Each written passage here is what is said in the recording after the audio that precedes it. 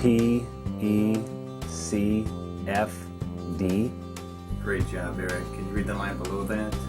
E, D, F, C, Z, P. You know, chances are most of us have probably had our eyes tested before.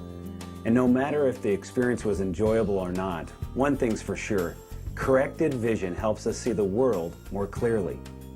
This equipment tests our vision. Excellent. Lens choice number 3. Each of these lenses has a slightly different focus, and only a doctor knows how it all works.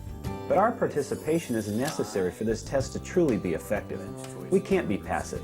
We need to make choices, selecting between various options to bring things into focus. And finally, when we get our prescription, we get to pick out our frames. We want our frames to match our lifestyle and our personality. Have you ever tried on someone else's frames? I'm sure if you have, they felt awkward and uncomfortable. We get the same feelings when we serve God in ways that don't match our personality. That's why we need to take the time to discover how God has wired us. It's the key to finding and fulfilling our unique purpose in life. The bottom line is this: we need to serve God in ways that match the way He's uniquely wired us.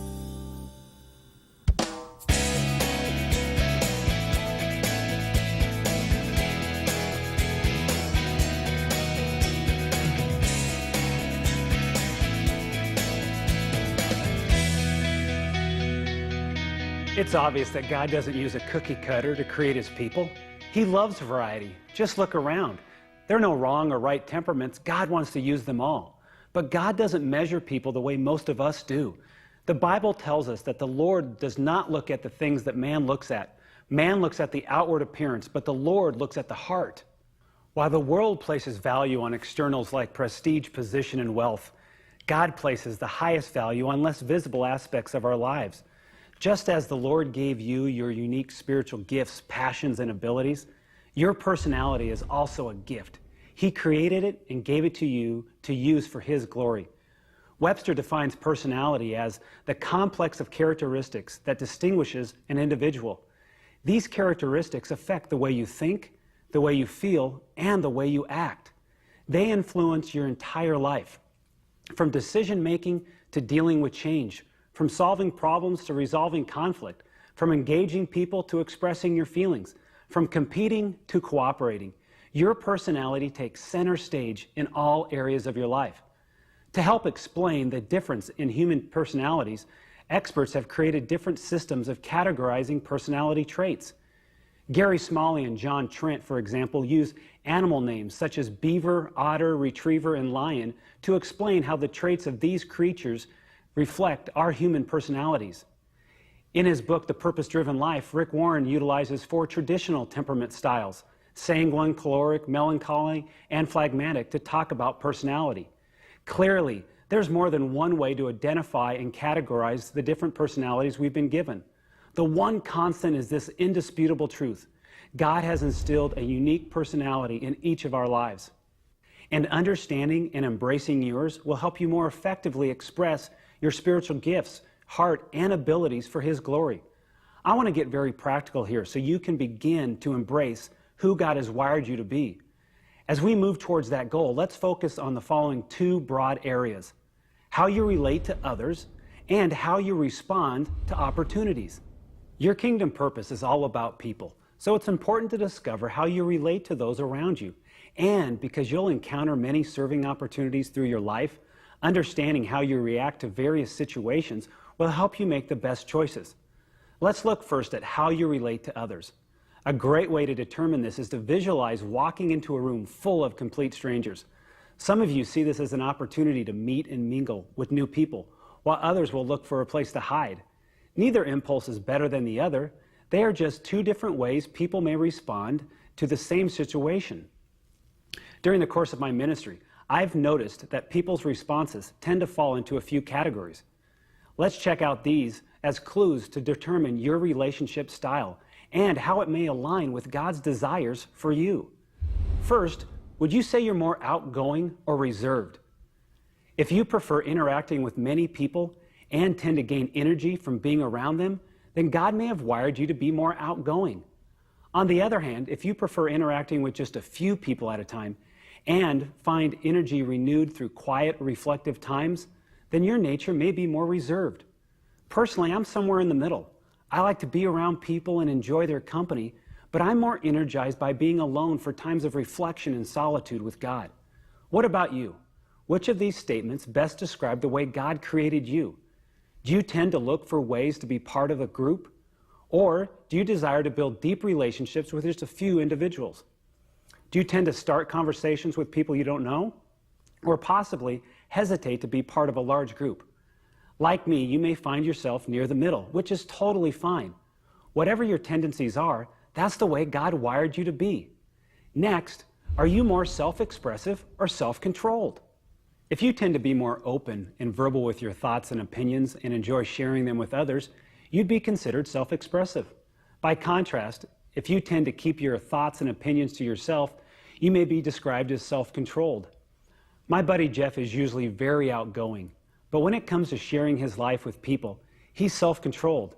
Before he will show his emotions to others, Jeff must build a deep level of trust with that person. I have another friend, however, who seldom hesitates to tell you how he is feeling, even if he just met you. He has no problem expressing his feelings and thoughts to many people as long as they're willing to listen. Let's move on. Are you more cooperative or competitive? Do you commonly accept the opinion of others without disagreement? Is it your aim in life to resist conflict as much as possible, attempting to live peacefully with others at all times? If so, you're likely to be more cooperative in relating to others.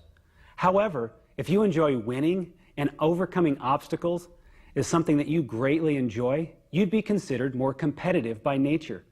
We all know people who don't have a competitive bone in their bodies and others who have the competitive intensity of a professional athlete. What about you? Do you tend to focus on making sure people are okay when you're around them? Or do you tend to find importance in achievements? Would those that know you best say you tend to embrace conflict and enjoy winning? Or do you tend to look for ways to make others feel content? As you reflect on how you relate to others, give yourself permission to be who God wired you to be. That way, everyone around you benefits. There is nothing unusual about being a combination of different personality tendencies. God is not limited to working within some psychologist's list of traits. In fact, He wants us to avoid being pigeonholed or labeled by others or by ourselves. I'd encourage you to use your discussion time as a way to further define your unique personality. We've covered just a few of the possibilities. Now let's look at the second area I mentioned earlier, how you respond to serving opportunities.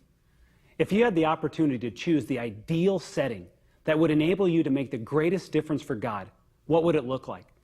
You may find it helpful to think back over the past year or so of your life and survey opportunities that brought you the greatest fulfillment and yielded the best results.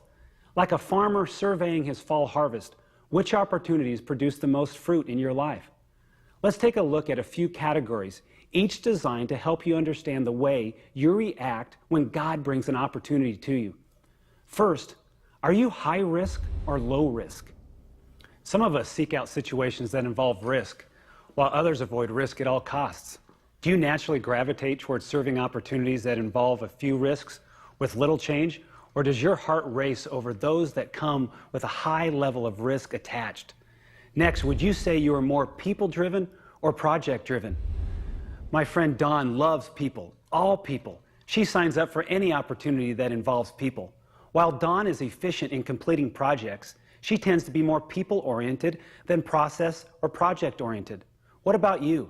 Do you get excited about opportunities that involve people, or do you prefer situations that require behind-the-scenes work on projects that impact people? Now let's consider whether you're more wired to follow or to lead. The personalities of Jesus' 12 closest disciples certainly reflects variety. There was the hard-nosed tax collector, and there was a couple political activists. There was Andrew, a behind-the-scenes sort, and his brother Simon, a take-charge kind of guy. You may be willing to follow the leadership of others like Andrew, or perhaps you flourish when you're the one leading. Again, there are no right or wrong temperaments. It's simply a matter of understanding how God created you. Let's consider a few statements about your life. Do you often find yourself in positions of leadership? Or do you feel more comfortable following someone else's? Do you tend to look for ways to impact others with your life, or do you tend to receive fulfillment by helping others find success? Again, you may find yourself kind of in the middle, which is totally okay. If so, just indicate it in your study guide. Would the best environment for you be working with a team or working solo? Some people naturally gravitate towards opportunities that include working with a team, while others feel they can make a stronger impact by working alone or with a small number of people. Do you feel that being part of a team is important for a successful outcome, or do you believe that you can make a greater impact on your own? The last area to consider when trying to figure out how you respond to serving opportunities is to determine whether you're more routine or variety. If you prefer activities that clearly define what is expected of you and completion of the activity is within reach, you probably tend to be more routine in nature. If, on the other hand, you enjoy involvement with many projects, that's a good indication that variety may be part of your unique kingdom purpose. Again, you may find yourself somewhere in the middle. The key is just to determine how you best relate to others and respond to serving opportunities. During your discussion time, make sure that everyone has an opportunity to talk about their unique personality styles, and then collectively think of a few ways to start expressing your personality in ministry this next week. Have a great discussion.